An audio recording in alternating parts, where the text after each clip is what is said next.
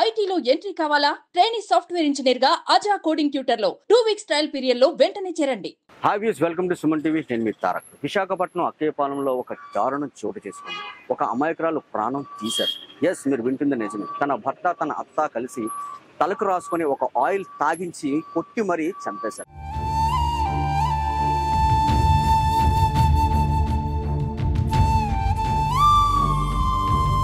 మీ అమ్మాయి చివరగా మీకు ఫోన్ చేసి ఏం మాట్లాడారండి?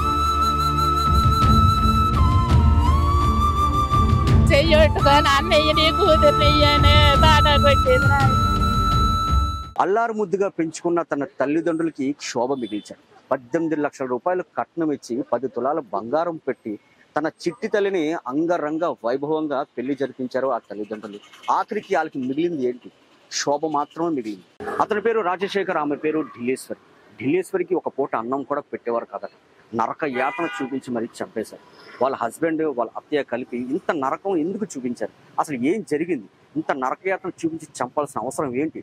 వాళ్ళ తల్లిదండ్రులు ఇక్కడ ఉన్నారు. ఒక్కసారి మనం కూడా తెలుసుకున్నాం అసలు ఏం జరిగింది అనేది. వాళ్ళ మదర్ అయితే ఉన్నారండి. ఆవిడ దుఃఖాన్ని చూసి ఎవరికైనా సరే మనసు కరగాల్సిందే. ఒకసారి అమ్మ చెప్పండి అమ్మా, అసలు మీ కూతురికి ఎంత అన్యాయం జరిగింది? అసలు ఆవిడ ఎంత దుర్మార్గుడు అని చెప్పేసి మీరు ఎందుకు ముందు గ్రహించలేకపోయారు? ఆయన మంచోళ్ళు అని నా మూగుడు చెయ్యొట్టుకొని అన్నయ్య నీ కూతురు నెయ్యని తాటా కొట్టింది నాయన. నా పేరు అమ్మాయి నాయన, నా ఏరుకైతే మంచిదో అని ఇచ్చేసినాడు నాయన. అది మంచిదో ఎవరికొద్దరు కానీ కోత బాబాతో కృష్ణ నీకే తెలిసి నేను పొసెక్కడానికి వెళ్తే అన్నయ్య నీ కూతురు నీ అన్నదని ఇచ్చేసినాడు నాయన. అది ఊర్లో పూల పుట్టేసింది నాయన. నా కూతురు పేక మీదకి నాకు 10 ఫోన్ వచ్చింది నాయన. ఆ స్వామికాయలు ఫోన్ చేయొచ్చు ఆంటీ బేగ అంకులు పంపించంతే. అమ్మ ఎక్కడెక్కడ ఉన్నాడా నేను తోలుతానా, నేను పొలంకి వెళ్ళిపోయాడు. ఇప్పుడు అంత అంత అన్యాయం జరిగింది మీ కూతురికి.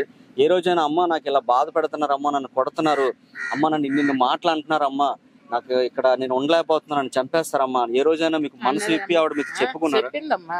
ఏం చెప్పారు? మా అత్త నన్ను గొప్ప టార్చర్ పెట్టేస్తుందమ్మా. అమ్మ ఏదో కోపం కాలుతో తన్నుతుందమ్మా.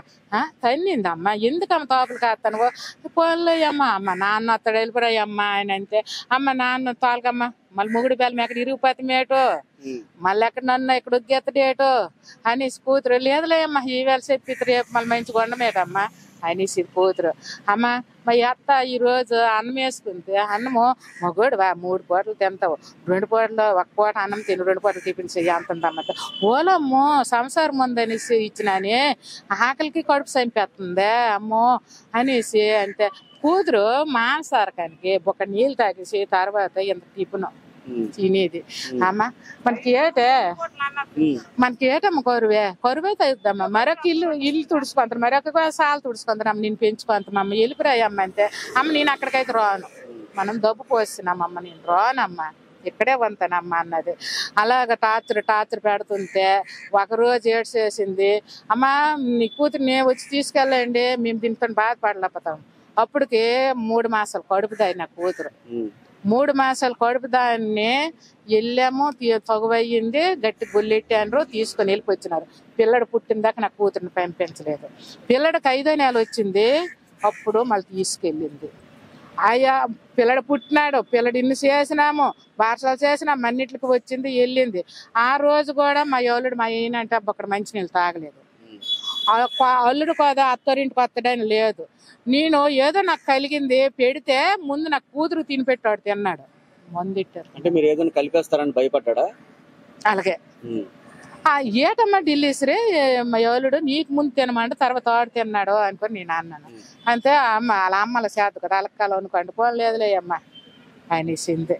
ఇప్పుడు మీరు ఎప్పుడైనా సరే పండక్కి అల్లుడు కూతుర్ని ఎప్పుడైనా సరే మీరు పిలిచేటప్పుడు ఇంటికి వచ్చాడా? రాలేదు. ఒక్కరోజు కూడా రాలేదు. మీరు అడగలేదా, బాబు మేము పెళ్ళైన తర్వాత నుంచి మేము పిలుస్తున్నాం కదా పండక్కి, అల్లుడు గారు ఎందుకు రావట్లేదు అని అడగలేదా? ఫోన్ కూడా ఎత్తడు. మా ఫోన్ చూసి అతడు చూసి ఢిల్లు మీ నాన్న ఏనుకో ఫోన్ చేసినాడు అని చెప్పిస్తాడట. పండుగకి అయితే పిలుపుకి వెళ్ళాడు. మామూలుగా దసరాలకి ఇలాంటి వీటికి అయితే ఫోన్ చేసేవాళ్ళము. చేత కాదండి దసరాకి రమ్మని ఫోన్ చేసినారు. సరేలే. అదే గాని నా కూతురు కడుపుతో ఎన్నాళ్ళు ఉంది, 3 మాసాలు తీసుకొచ్చినాను. మళ్ళీ పిల్లడు కాసిందా కొన్నది కానీ ఒక్క రోజు పెరుగుంటు కదని రాలేదు. అంటే మీరు ఏదైనా విషం పెట్టి ఆయన ఏదైనా చేస్తారు అని చెప్పేసి భయపడ్డాడు అంట. అలాగే అలాగే ఏదైనా పెట్టేసి ఆయన మా కాస్ట్ తిప్పు కొంతమని అంటే ఏదైనా మందు ఏదైనా పెట్టేసి మీ మాట వినేటట్టు చేసుకుంటారని చెప్పేసి తను ఊహించి మీరు పెట్టింది ఏది కూడా తినట్లా. ఏదైనా సరే మీ అమ్మాయికి ముందు పెట్టిన తర్వాత తను తినేవాడా? గంట అయ్యింది ఫోను మా ఎవరుడికి వచ్చింది, మీదకి వెళ్ళాడు మాట్లాడినాడు. వాళ్ళ అమ్మ నాయన సడాలు నువ్వు తినేకు ఢిల్లీకి పెట్టిన తర్వాత నువ్వు తిను అని చెప్పింది. చెప్తే అది మనసులు పెట్టుకొని దీనికి ముందు పెట్టినాడు, వాడు తిన్నాడు. అదే రావడం నాయన నా ఎవరు నా ఇంటికి ఒక సంవత్సరం 10,000 కట్నం ఇచ్చినాను నాయన. దసరా పండుగకి ఇచ్చారు 10,000 ఇచ్చినాను. 10,000 కట్నం ఇస్తే 10,000 ఇచ్చినారు, అర్థం బంగారం కొనలేదు. దొబ్బవుడికి కావాలనేసింది ఉంచుకే. మళ్ళా సంవత్సరం ఏది మొన్న పోయిన పండుగకి 5,000 ఇచ్చినాను. 2 పండుగలే. పెళ్లి ఎన్ని సంవత్సరాలు అవుతుందమ్మా? 2 వెళ్ళిపోయి 3వ సంవత్సరం నాయన. అమ్మ చెప్పండి, మీ మనవని కూడా మీకు ఇవ్వట్లేదంట కదా? నాయన ఇప్పుడు చచ్చిపోయిన నా మనవని చూస్తామని తేకుంటాండ్రు, నా మనవని కంటిని చూస్తామని తేకుంటాండ్రు నాయన. నా కూతురినే నన్ను ఎంత పేదస్కారం పెట్టేసినారు. నా కూతురినే నేను ఎంత డబ్బు ఇచ్చినాను, నేను ఎంత బంగారం ఇచ్చినాను. 18 లక్షలు డబ్బు ఇచ్చినాను నాయన. నేను 10 తులాల బంగారం ఇచ్చినాను. నేను సారి సీర్లు పెట్టినాను. నాకు ఇంక ఇవన్నీ ఇంకా ఇది కాదు నాయన. నా కూతురు నేను నాకు దాన్ని అందమానం కట్టాలి ఆయన, దాన్ని దాని కొడుకుని దాని కురి తీస్తే కానీ నేను అప్పను ఆయన. నాది మంగళాపురం సట్టా చూపెట్టాల. మంగళాపురం మంచోళ్ళు కదా, అంత ఆ మంచితనం కాదనే చూపెట్టాల. అందమాలమే కట్టాలి ఆయన దానికి మట్టుగా. దానికి దాని కొడుకు అందమాలం కట్టే ఊరి తీస్తే కానీ అప్పుడు నా మనసు తృప్తి అవుతుంది. బాబాయ్ గారు, ఇక మీ మధ్యలో ఇంకా మీ అమ్మాయి లేదు. ఇంత అల్లారు ముద్దుగా పెంచుకున్న మీ అమ్మాయి ఇంకా ఈ క్షణం నుంచి రాదు, జీవితంలో చూడలేము. అసలు ఏం జరిగిందండి ఒకసారి చెప్తారా? 2వ నెల 4వ తారీఖు 2022లో మ్యారేజ్ అయ్యిందండి. మ్యారేజ్ అయిన తర్వాత 18 లక్షలు 10 తులాల బంగారం ఇచ్చానండి. ఇచ్చిన తర్వాత ఫస్ట్ రోజు నైటే ఆయన 10 రోజులు రాలేదండి. 10 రోజులు లేకపోతే సరేలే ఏమో సర్దుకుపో అనేసి అన్నాను నేను. అన్న తర్వాత 10 రోజులు పోయిన తర్వాత వచ్చారు. వచ్చిన తర్వాత కాపురం చేసిన తర్వాత బాబు పుట్టాడండి. బాబు పుట్టిన తర్వాత 6 నెలల తర్వాత మళ్ళీ ఈ పాపకి ఇబ్బంది పెడితే నేను 6 నెలలు తీసుకెళ్లిపోయి డెలివరీ అయినంత వరకు మా ఇంటికాడ ఇద్దాను. మా ఇంటికాడ అయిన తర్వాత మళ్ళీ బాబు బార్సలకే వచ్చాడు కానీ ఈలోగా ఎప్పుడు రాలేదు. ఒకసారి వచ్చిన తర్వాత బాబు 5వ నెలలోనే మళ్ళీ తీసుకెళ్ళిన తర్వాత అది సుత్తా ఇక్కడ మా ఇంటికి రాలేదు. రాకపోయినా టార్చర్ బాగా పెట్టారు. మామూలుగా అత్త ఆయన ఇద్దరు కొట్టడము చేయడము. ఇంక నువ్వు ఏటి తెస్తావు, ఇంకా నువ్వు ఇచ్చింది ఏమాత్రము బోడి, నీకు 40 లక్షలు ఇచ్చేస్తాను వెళ్ళిపో, నీకు పంపించేస్తాను వెళ్ళిపో అని అన్నాడు. అని తర్వాత అన్ని దీనికి కూడా మేము పోలేమో, ఆయన ఏదో కోపంగా అంటాడు.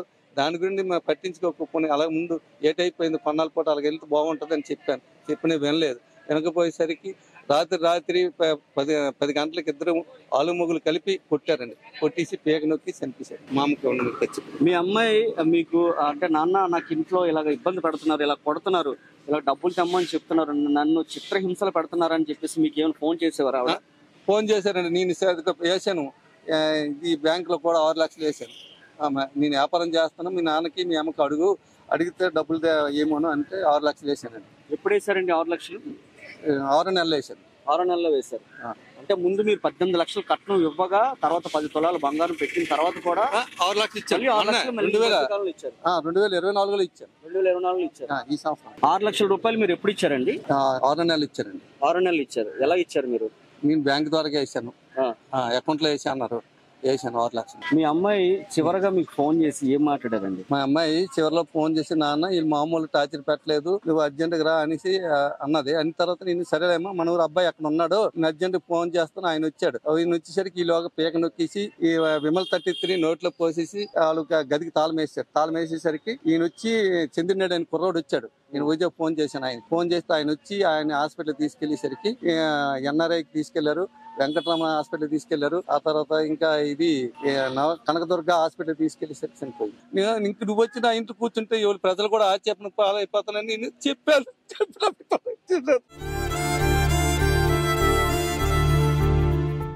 ఇంత దారుణం జరిగిపోతుంది నేను అనుకోలేదండి. ఇంత దారుణంగా చంపేస్తారని కూడా నేను అనుకోలేదండి. జన్మలో కూడా మేము ఇలా ఊహించుకోలేదండి. ఏదో చిన్న చిన్న టార్చీలు పెడతారు, ఫోన్లో ఉంటుంది అత్త కోడలు కానీ అనుకున్నాం, కానీ ఆవిడ ఎంత మూర్ఖంగా ప్రవర్తిస్తుంది అనుకోలేదు సార్. మీరు ఏ ఊరండి మీది? మాది పాలకొండ, చిన్నమంగళాపురం, మా పార్వతీపురం, మన్యం జిల్లా అండి. మన్యం జిల్లా మీది. మాది. అమ్మాయి చదువుకుందా? అమ్మాయి డిగ్రీ చేసింది, బిఏ చేసింది. లాస్ట్ 1 సంవత్సరం రాసింది. 2 సంవత్సరాల తర్వాత పరీక్ష రమ్మంటే అప్పుడు మ్యారేజ్ అయిపోయింది, వెళ్ళలేదు. ఇప్పుడు మీ మనవాడిని మీకు ఇచ్చేస్తున్నారా లేకపోతే ఇవ్వట్లేదా ఏంటి? మనవాడిని మాకు అసలు చూపెట్టలేదండి, మా దగ్గరికి ఇవ్వడం లేదండి. ఇస్తే మేము పెంచుకుందామని చూస్తామండి. వాళ్ళు కనీసం మాకు చూపెట్టడం కాదు కదా, మా దగ్గరికి తేలేదండి. కనీసం ఈ రోజుకి కూడా మాకు ఫోన్ కానీ ఇన్ఫర్మేషన్ కానీ ఏటి ఇప్పటికి మాకు దగ్గరికి ఎవరు రాలేదు. వాళ్ళ కుటుంబ సభ్యులు ఎవరు రాలేదు? కుటుంబ సభ్యులు ఎవరు ఒక్క మనిషి కూడా రాలేదు. మీ మనవాడిని అయితే మీకు ఇవ్వట్లా, వాళ్ళే ఉంచుకుంటున్నారు. ఇవ్వడం లేదు, అసలు మా కంటికి చూపెట్టలేదు. అది తీరని అన్యాయం జరిగింది. మా పాప జీవితంలో మళ్ళీ రాబోదు. అలాంటి డిగ్రీ చేసి లాసెట్ కూడా పొందిన మా పాపని మా బలత్కారణంగా చంపారు. ఇంతకన్నా అన్యాయం దారుణంగా ఎక్కడ ఏ జీవితంలో ఎక్కడ జరగదు, ఎవరికి జరగకూడదు కూడా. నా కూతురికి అన్యాయం జరిగింది కాబట్టి ఆ ఎట్టి పరిస్థితుల్లో వాళ్ళు వదలకూడదు. వాళ్ళకి కూడా అదే శిక్ష పడినట్టు చెయ్యమని ప్రభుత్వాన్ని కూడా కోరుకుంటాను. ఆదేశంతో వాళ్ళిద్దరు తల్లి పిల్లలను కూడా బయటకు రాకుండా ఎడాలి. అలాంటిది రెండోసారి ఎక్కడ జరగకుండా ఉండాలని కోరుకుంటున్నాను మనస్ఫూర్తిగా. సో ఇప్పుడు మనం అయితే వాళ్ళ అమ్మమ్మ గారు వాళ్ళ అక్కగారు ఉన్నారండి, వాళ్ళతో కూడా అసలు మాట్లాడదాం అసలు ఏం జరిగింది అనేది. అమ్మ నమస్తే. అసలు మీ మనవరాలకి ఇంత ఘోరం జరిగింది కదా, అసలు మీ చిన్నప్పటి నుంచి మీరు ఎత్తుకొని పెంచి అల్లారు ముద్దుగా పెంచుకున్న అమ్మాయి ఇంక మీద నుంచి మీ దగ్గరికి ఇంకా రాదు. సో ఒక్కసారి ఆవిడ గురించి ఒకసారి చెప్పండి అమ్మ. జరిగినవే చెప్తాను.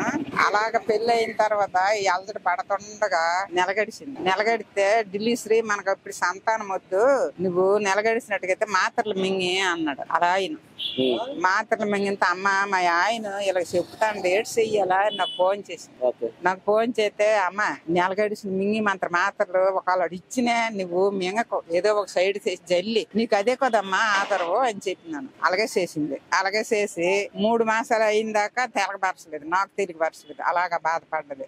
3వ నెల వచ్చింది. 3వ నెల వచ్చింది. అమ్మ నాకు ఇలాగ అయింది అన్నది. సరేలే అమ్మ ఇప్పుడు మరి వాళ్ళు ఎక్కడికి రమ్మని నువ్వు వెళ్ళకు హాస్పిటల్కి గట్ట అని చెప్పాను. అలాగే ఉన్నది. అలాగ ఉంటుండగా టార్చ్ పడుతుండగా 6వ నెల వచ్చింది. 6వ నెల వచ్చిన తర్వాత గొప్ప ప్రెసిడెంట్ చేశారు, గొప్ప ప్రెసిడెంట్ చేశారు, పిచ్చిదానిలాగా చేశారు. ఆ పిచ్చిలాగా అయిపోయి అమ్మ ఈ రాత్రి నన్ను చంపేస్తారు, మీరు ఎవరో వస్తేనే బాగుంటానా లేకపోతే నన్ను ఈ రాత్రి చంపేస్తారు అన్నది. అప్పటికప్పుడు బయలుదేరి వెళ్ళాం ఇద్దరం ఉన్నాం. అలా అన్నా నేను వెళ్ళిన తర్వాత మేము వెళ్తాడికి పిచ్చిదానిలాగా మంచం మీద పడి ఉన్నది. అమ్మ ఢిల్లీ అనేసి అంటే గోల్మని ఏడ్చింది. ఏటమ్మా కారణం చెప్పా అంటే అమ్మ నన్ను చంపేస్తారే అన్నది. అమ్మ వాళ్ళు చంపిపోద్దు పద వెళ్ళిపోదాం అన్నాను. పద వెళ్ళిపోదామంటే అయితే ఇప్పుడు తీసుకెళ్ళక వాళ్ళ కాదు అన్నారు.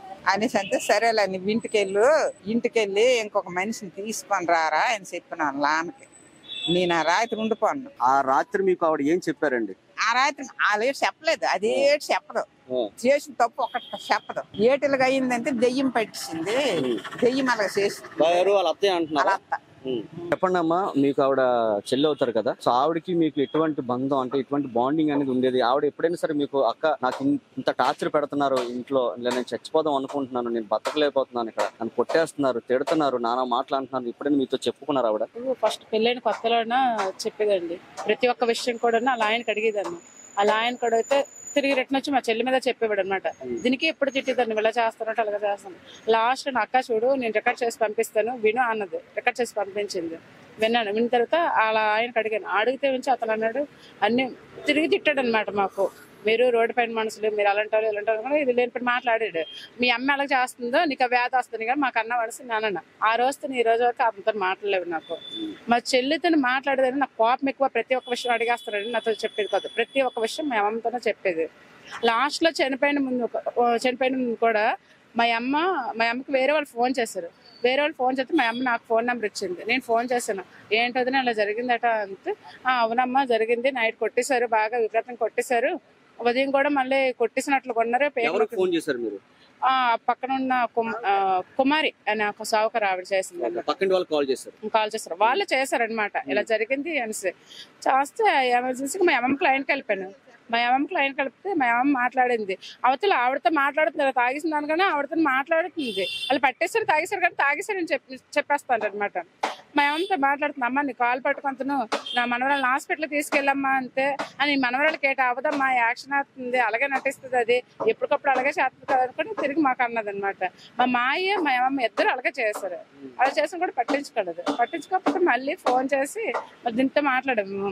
అక్క నాకు విపరీతంగా కొట్టేశారు అక్క, కొట్టేసి కొట్టలేదని చెప్పేస్తాను అనుకున్నాను. కొన్ని హాస్పిటల్కి వెళ్ళంటే నాకు ఎవరు హాస్పిటల్కి తీసుకెళ్తారు అనుకుని అన్నది. అంతవరకు నాకు తెలుసు. ఇంకా ఎక్కడైతే మీ పుట్టిన బాబుని మీ చెల్లి దగ్గర ఉండేవాడు అబ్బాయి? మా చెల్లి దగ్గర ఉండేవాడు. ఎలా చూసుకునేవారు అబ్బాయిని, చిన్న బాబుని? ఆ అబ్బాయిని మాత్రం బాగానే చూసుకునేవారు. మా చెల్లి కూడా బాబుకి ఒక్క రోజు కొట్టడం కూడా చేయడం కూడా తెలిసింది కాదు. బాగా అల్లారి ముద్దుగా పెంచుకుంది వదిలి. మీకు చెప్పేవారా ఎప్పటికప్పుడు అక్క డబ్బులు తీసుకొని రమ్మంటున్నారు, లేదా బంగారం ఇంకా పెట్టమంటున్నారు, ఇలాగ ఏమో చెప్పేది ఆవిడ? నాకు అలాంటి విషయాలు చెప్పలేదు కదా, ప్రతి ఒక్క విషయం నాకు తెలియదు. మా చెల్లి మా అమ్మమ్మకి తెలియదు, మా నాన్నకి తెలియదు, కానీ నాకు చెప్పేది కదా అలాగా. తన కూతురు ఎంత నరకం అనుభవించిందో తన భర్తకి తన అత్తయ్యకి కూడా అంతే నరకం చూపించాలని చెప్పేసి వాళ్ళైతే కోరుకుంటున్నారు. వాళ్ళైతే ఉరిశిక్ష వెయ్యాలి, సో లేకపోతే మా అమ్మాయికి ఆత్మ శాంతించదని చెప్పేసి వాళ్ళైతే కోరుకుంటున్నారు. కెమెరామెన్ ప్రసన్నతో తారక్, సుమన్ టీవీ, వైజాగ్. సుమన్ టీవీలో మీ పర్సనల్ అండ్ బిజినెస్ ప్రమోషన్స్ కోసం కింది నెంబర్కి కాంటాక్ట్ చేయండి.